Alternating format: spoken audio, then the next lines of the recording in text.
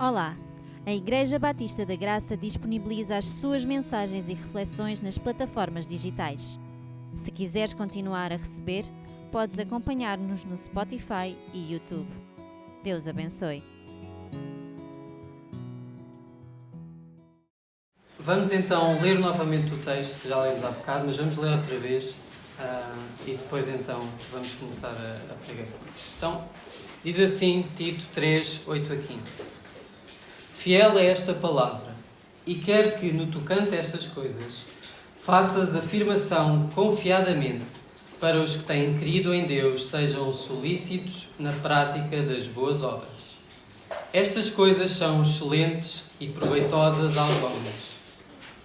Evita discussões insensatas, genealogias, contendas e debates sobre a lei, porque não têm utilidade e são fúteis. Evita o homem faccioso, depois de admoestá-lo primeira e segunda vez, pois sabes que tal pessoa está pervertida e vive pecando, e por isso, por si mesma, está condenada. Quando te enviar Ártemas ou Tíquico, apressa-te a vir até Nicópolis, ao meu encontro. Estou resolvido a passar ali o inverno.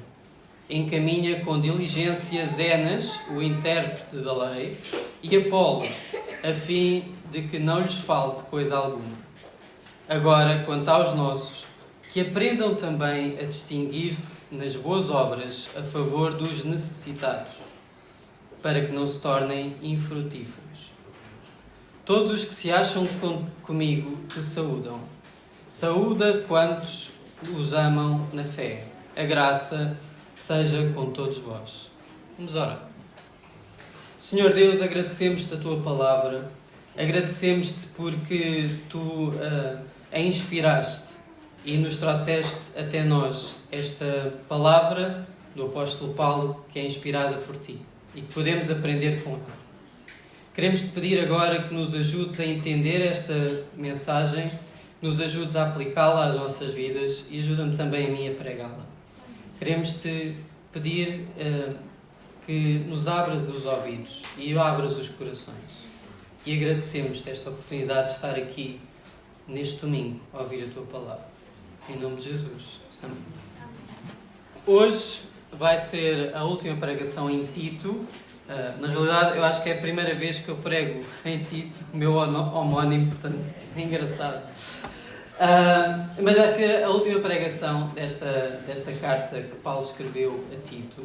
Já tivemos, ao longo das últimas semanas, já tivemos a ver. E esta carta foi escrita por Paulo para Tito, que tinha sido enviado a Creta, uma ilha no Mediterrâneo. E Tito foi para lá com uma missão, que era implantar uma igreja, ou organizar a igreja que já lá estava, já havia alguns crentes, mas era o objetivo dele estabelecer a igreja naquela ilha. E para isso temos no capítulo 1 Paulo a descrever as várias qualificações dos pastores e líderes das igrejas, que nós lemos já e falámos no capítulo 1. Depois também no capítulo 2 temos as várias indicações para os diferentes grupos. Para homens, para mulheres, para viúvas, para solteiras. Temos várias indicações. Basicamente, isto é quase que um manual de instruções que Paulo dá a Tito para implantar a igreja ali em Creta. E vemos também no capítulo 2 a importância da sã doutrina. Se a igreja não tiver uma boa doutrina, não vai conseguir pregar o Evangelho de forma eficaz e vai desviar-se. Portanto, é extremamente importante a questão da doutrina. No capítulo 3, então, este final, temos a exposição do Evangelho da Graça nos versículos 4 a 7 e que nós já vamos ler a seguir, porque realmente é a parte essencial desta carta, é a salvação pela graça. Vamos então ao versículo 8, mas só dizer que ao longo destes versículos, e para os irmãos que depois eventualmente vão perder a atenção, vamos ver que Deus salvou-nos pela graça e salvou-nos com uma missão. Salvou-nos para ser úteis, não para ser inúteis. E nós vamos ver aqui exemplos de pessoas que são inúteis e pessoas que são úteis. E o nosso objetivo é ser úteis. Portanto, vamos ver agora os versículos. Versículo 8. Fiel é esta palavra e quero que no tocante a estas coisas faças afirmação confiadamente, para os que têm crido em Deus sejam solícitos na prática das boas obras. Estas são excelentes e proveitosas para os homens. Aqui, quando então diz fiel é esta palavra, está a referir-se aos versículos anteriores. Como eu disse, o versículo 4 a 7, que o pastor Jonatas pregou a semana passada, mas que diz basicamente que nós fomos salvos pela bondade de Deus, que não foi por obras de justiça praticadas por nós, mas foi segundo a sua misericórdia. E que Ele nos salvou para que nos tornemos seus herdeiros, segundo a esperança da vida eterna. Fomos justificados pela graça. Isto é o Evangelho. Então, neste versículo 8, quando diz fiel é esta palavra, está a falar do Evangelho. O Evangelho é verdadeiro. Aqui a palavra no grego, no fiel, é verdadeiro, é digno de confiança. E nós devemos confiar no Evangelho e afirmá-lo, como diz aqui no versículo 8, confiadamente, com confiança. Não devemos ter medo de afirmar aquilo que o Evangelho diz. Portanto, nós somos salvos pela graça e não por obras. Eu penso que todos os irmãos já ouviram falar disto. Nós somos salvos pela graça e não por obras. No entanto, às vezes as obras são um bocado negligenciadas. Nós às vezes até temos um certo pudor a falar sobre boas obras. Pensamos, boas obras, isso são as coisas dos católicos. Eles é que têm de fazer boas obras para se salvarem. Nós, irmãos, também temos de fazer boas obras. Não é para nos salvarmos, mas é porque somos salvos. Então, Paulo chama agora a atenção a este aspecto muito importante. É que diz no versículo 8 que nós devemos ser solícitos na prática das boas obras, não para a salvação, que é pela graça, mas porque elas são excelentes e proveitosas. Vemos então aqui aquilo que é útil. O que Deus quer de nós é que nós façamos boas obras. Agora que estamos salvos, Deus quer que façamos boas obras, porque elas são excelentes e proveitosas. E nós conhecemos, penso que já todos os irmãos ouviram, o versículo em Tiago, que às vezes é um bocado controverso, aquele em 2,17 que diz: assim também a fé, se não tiver obras por si só, é morta. Então, os irmãos sabem que João Calvino, na Reforma, quando ele estava a rever o cânon, e nós falámos disso hoje na Escola Dominical, retirou os deuterocanónicos e depois estava a rever também todos os livros do Novo Testamento. Ele chegou aqui ao livro de Tiago e ficou com algumas dúvidas, porque Calvino, Lutero, toda a Reforma falava sobre a salvação pela graça, salvação pela fé. E aqui tinha Tiago a dizer que se não tiver obras é morta. Parece uma contradição. Então Calvino estava aqui com algumas dúvidas. Mas de facto nós não temos de ter essa dúvida. Isto faz parte da Bíblia, é inspirado. E o que está aqui a dizer é que a nossa fé, se é verdadeira, vai dar frutos. Tal como uma árvore, que se estiver viva vai dar frutos, a nossa fé também, se estiver viva, vai dar frutos. E esses frutos são as boas obras. As obras então são um sinal visível da transformação invisível que aconteceu em nós por meio do Espírito Santo. Diz Efésios 2,10: pois somos feitura dele, criados em Cristo Jesus para as boas obras, as quais Deus de antemão preparou para que andássemos nelas. Então nós fomos criados e salvos por Deus para as boas obras. As boas obras são algo essencial na nossa vida. Não para nós nos salvarmos, essa salvação já foi dada por Deus, mas porque fomos salvos. Então, vamos agora ver algumas coisas úteis e coisas inúteis que o apóstolo Paulo nos fala aqui. Tanto para cada um de nós enquanto indivíduos, como também enquanto igreja. E aqui quando eu falo de coisas úteis são as boas obras e naturalmente que as inúteis são as obras que não são boas, as más obras. Então vamos ver aqui versículo 9 e vamos ver aqui o primeiro exemplo das coisas inúteis. Diz assim, versículo 9: evita discussões insensatas, genealogias, contendas e debates sobre a lei, porque não têm utilidade e são fúteis. Aqui na versão Almeida atualizada diz fúteis, na tradução da Almeida 21 e talvez noutras traduções também diz, pois são coisas vazias e inúteis. Então, estas coisas que Paulo aqui descreve são coisas inúteis, que são as discussões insensatas, as genealogias, as contendas e os debates sobre a lei. Todos os irmãos, penso que já viram discussões teológicas sobre uma coisa ou outra. Isso não é errado. No entanto, é errado focar somente nisso. Falar e não fazer nada, como se diz. Estas discussões insensatas, muitas vezes, era aquilo que nós chamamos, em português, o discutir o sexo dos anjos. Não leva a lado nenhum. Não tem importância nenhuma. Não serve para nada. Também os judeus gostavam muito de focar nas genealogias. Nós podemos ver na nossa Bíblia, nos Evangelhos, Mateus tem uma genealogia e Lucas tem outra genealogia de Jesus. Depois no Velho Testamento também existem imensas genealogias. Mas estas duas sobre Jesus, em Mateus e em Lucas, não sei se os irmãos já olharam com atenção, elas são diferentes. Têm nomes diferentes. E há muito debate sobre isto. Há muita discussão sobre isto. Discussão sobre se uma é a genealogia de José e a outra é a genealogia de Maria. Quais é que são as diferenças? Como é que podemos conciliar? Irmãos, nós podemos ter imensas discussões sobre isso. Podem ser escritos livros e livros sobre isso, mas é, no final, uma discussão inútil. Não serve para nada. Nós não vamos ganhar nada para a nossa fé, sabendo se a genealogia em Lucas é de Maria ou de José, ou seja do que for. Então, há certas coisas que são essenciais na nossa fé e há outras que são acessórias. Nós podemos saber por curiosidade, podemos falar delas, mas não devemos focar a nossa vida nessas coisas. Portanto, todas estas coisas, discussões insensatas, as genealogias, as contendas e os debates sobre a lei, são tudo coisas que estavam a acontecer em Creta, onde Tito estava, e que nesta altura eram provocadas principalmente por falsos mestres, os chamados judaizantes.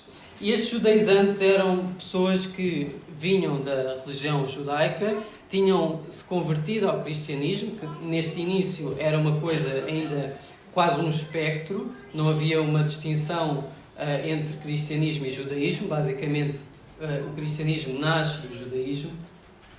E estas pessoas então queriam impor tradições judaicas aos cristãos, como a circuncisão, queriam também impor as restrições alimentares, não comer carne de porco, por exemplo, e passavam muito tempo em questões secundárias, como por exemplo as genealogias. E ainda hoje, se nós formos olhar para os judeus, a religião judaica, que é descendente dos fariseus da altura de Jesus, muito do trabalho deles, muito dos textos deles, tem a ver com grandes discussões teológicas sobre genealogias e sobre coisas mínimas que não têm impacto nenhum na fé deles.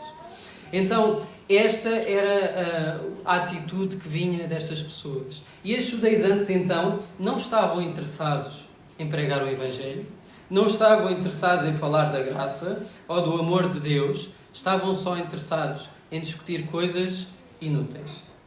Imaginem que eu estava aqui todos os dias, em vez de estar a pregar o Evangelho, passávamos aqui o domingo a discutir teorias sobre o Apocalipse, ou qualquer coisa desse género.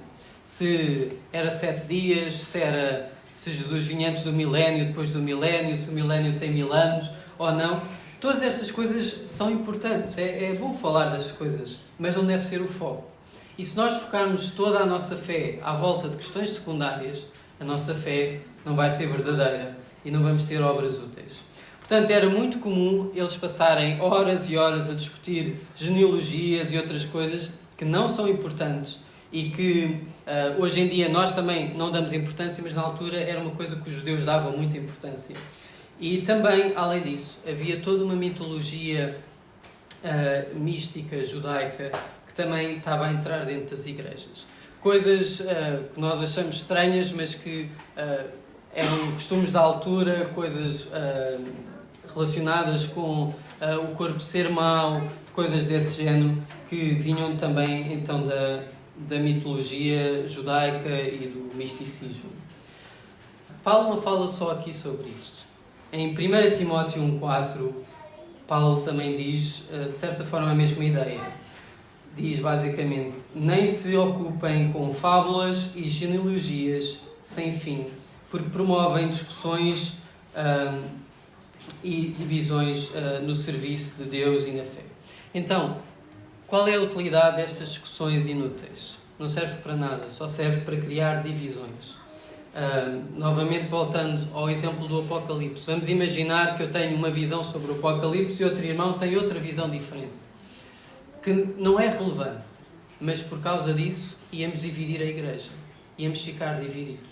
Então, há coisas que são essenciais e nisso devemos ser unidos e devemos ter só uma voz. Há coisas que são acessórias e secundárias e nessas coisas deve haver liberdade de pensamento, para que todos possamos conviver em harmonia.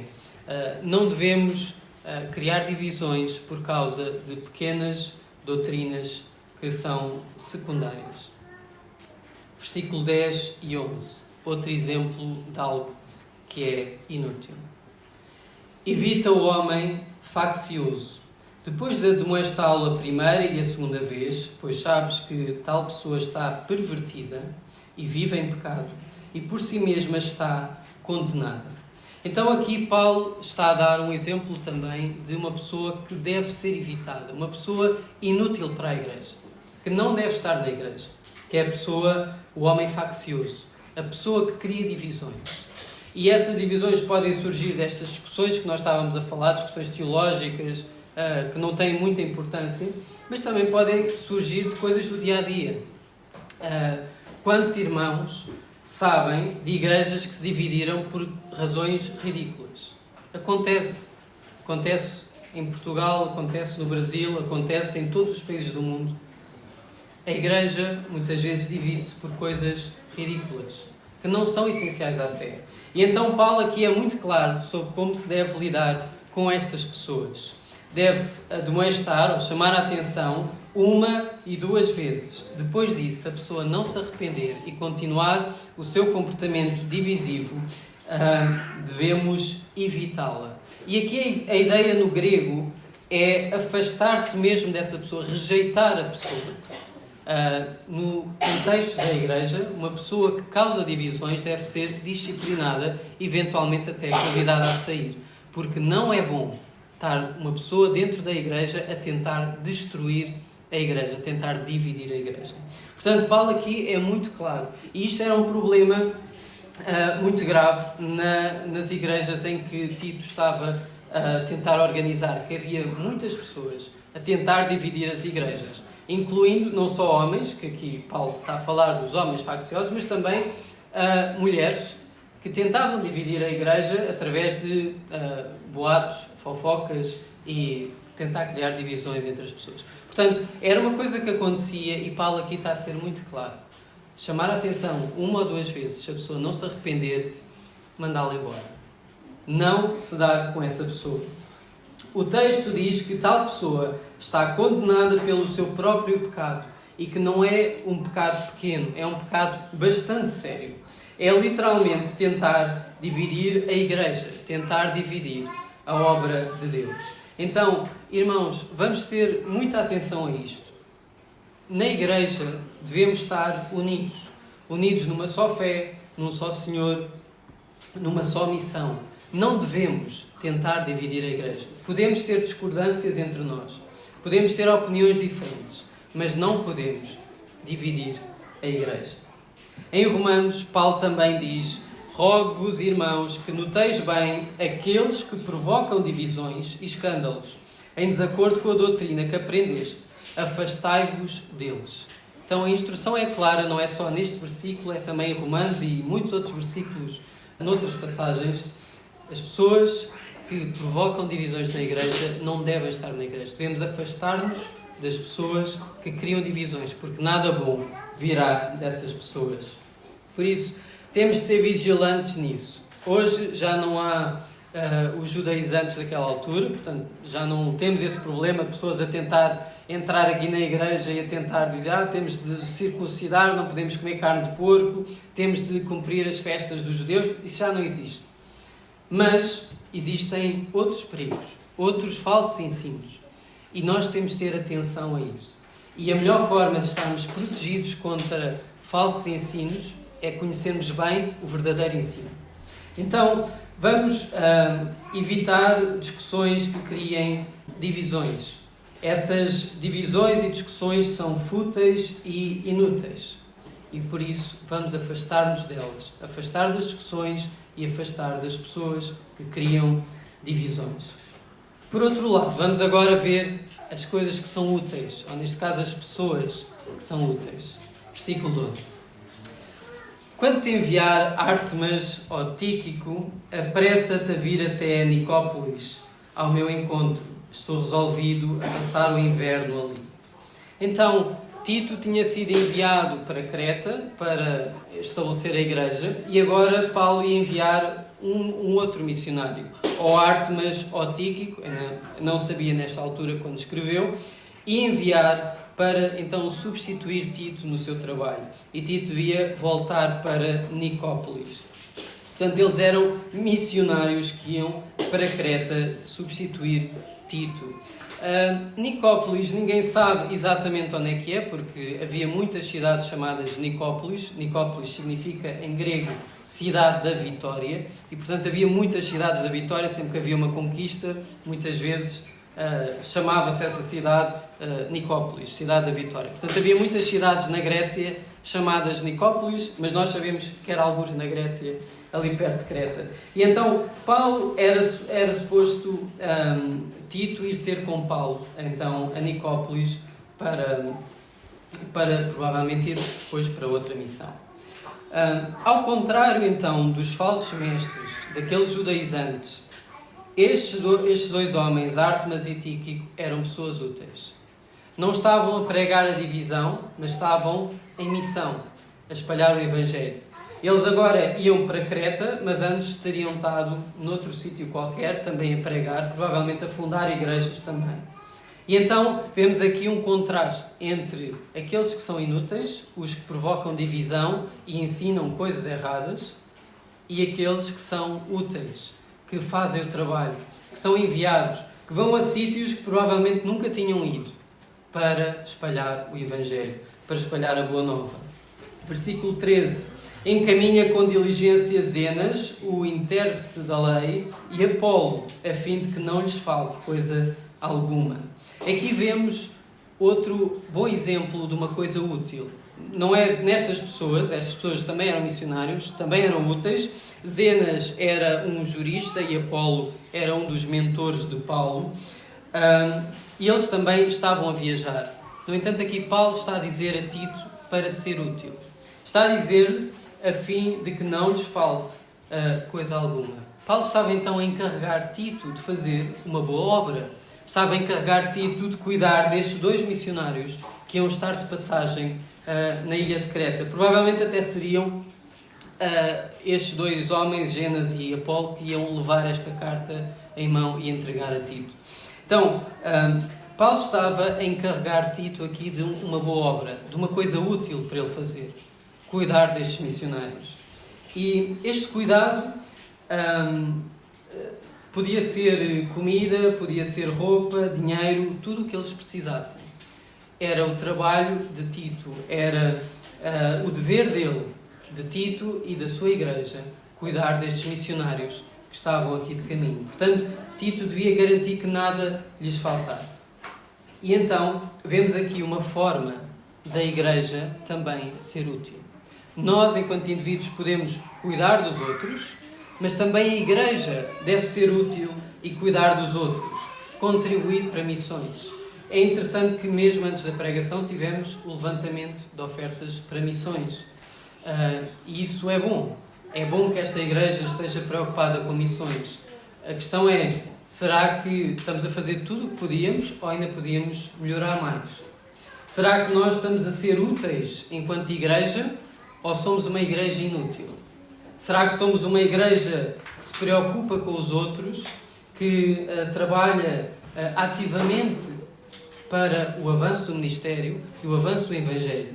Ou somos uma igreja inútil, que se preocupa com discussões internas irrelevantes, que se preocupa com genealogias, com doutrinas irrelevantes e gasta todo o seu tempo nessas discussões e não naquilo que é útil, que é espalhar o Evangelho? Então, nós, enquanto igreja, temos de ser úteis também.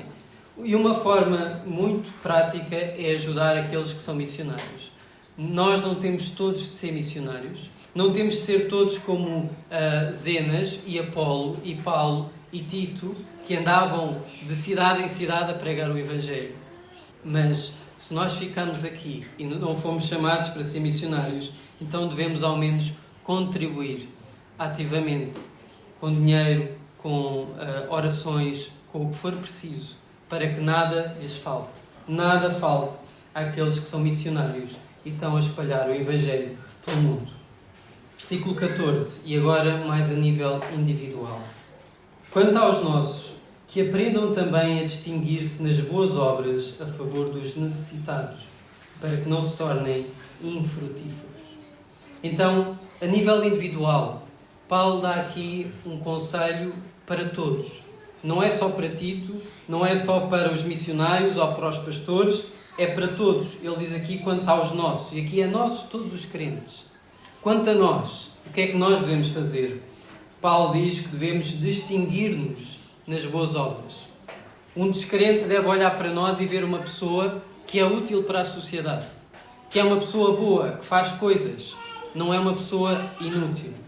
Então, nós devemos fazer boas obras em favor dos necessitados, para que não nos tornemos infrutíferos.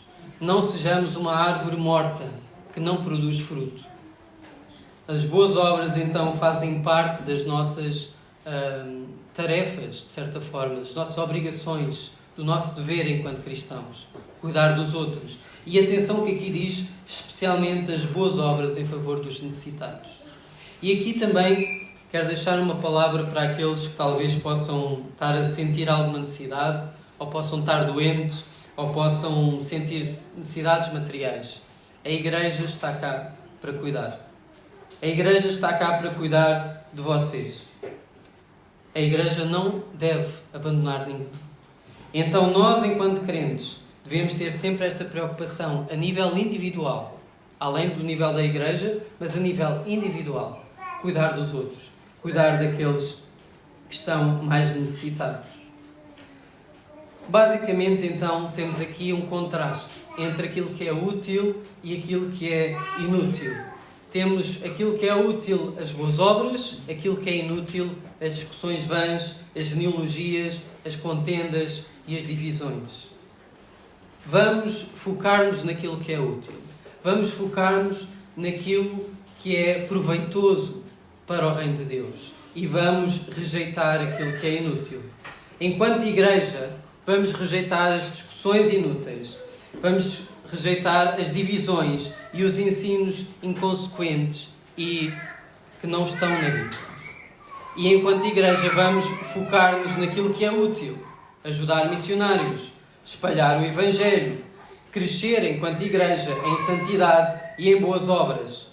E ajudar então as missões e a plantar igrejas. A nível individual, então, vamos também fugir das coisas inúteis. Vamos fugir das discussões inúteis. Vamos fugir de criar divisões, de criar conflitos, de fugir também das pessoas que criam conflitos, porque estes conflitos são muitas vezes contagiosos. Alguém começa um conflito e passa para a próxima pessoa, envenena a mente, de forma a que fiquemos todos conflituosos. Portanto, vamos evitar isso, vamos fugir daquilo que cria divisões e focar apenas no que é essencial. Vamos focar também e fazer aquilo que é útil, as boas obras, amar o próximo, o fruto do Espírito, crescer, contribuir para o ministério, cuidar dos mais necessitados. A nossa igreja tem sido útil ou inútil? Eu penso que tem sido útil, mas pode ser mais. Nós temos sido úteis ou inúteis?